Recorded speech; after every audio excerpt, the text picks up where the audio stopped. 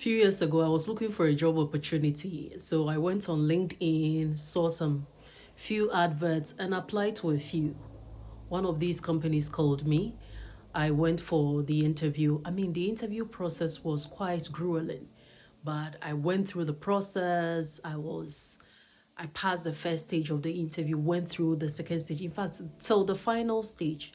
And you know those kind of interviews where you know that, Charlie, this job there is mine. You are so certain that it is yours. Then the dreaded call came. Oh, hello. Thank you for participating in this, but we are sorry to inform you that. When I got that message, to be honest, I was heartbroken. I mean, I prepared. I really looked forward to this job, but I was heartbroken. And I was like, God, I had waited all these years for this job, only for me to get to the final stage, and they are telling me they can't employ me.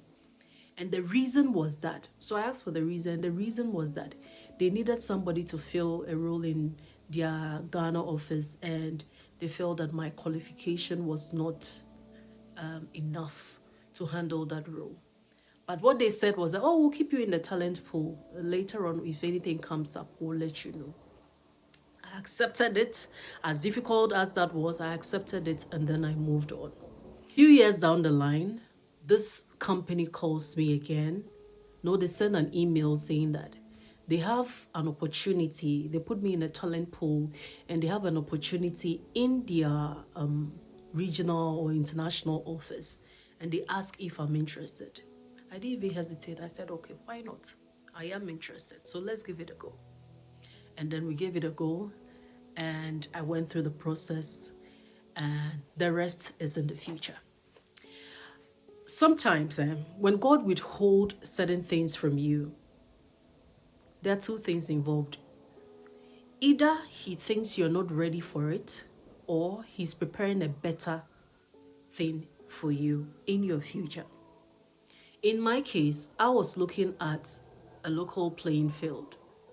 But in the future, which was ahead, a year ahead, God was preparing something at an international level. I am sharing this to let you know that while I understand that the waiting period is hard, sometimes the no that you hear from people is actually God telling you that, hey, hold on, I have something better planned. Hold on, don't stress, don't try to help me. I have something better planned. Because who knows, if I had said, okay, you know what, I give up. I don't want to do anything again. Maybe I might not have gotten that international opportunity that I was looking for. So listen, let this be your gentle reminder that the waiting period is exhausting, but God has not forgotten about you. God shall supply all your needs, including that job you're waiting for, that baby you're waiting for, that marriage, that business, that travel opportunity, that peace, that healing you're waiting for. And God doesn't have grandchildren. We are all children of God. God doesn't have stepchildren. You also are a child of God. I know sometimes life may make you feel like, oh, God has forgotten about me. God hasn't. It is a lie from the pit of hell. Bible says no good thing will he withhold from his children. You are a child of God, and God hasn't forgotten about you. I can share series of testimonies about my own life that God has come in tremendously. And every time things happen, I just look up and I say, God, I know that was you. So I pray that is your testimony today. I pray that as you go through the week, you always remember that God hasn't forgotten about you. He hasn't. And he's going to come through no matter how long it takes. If only you don't give up.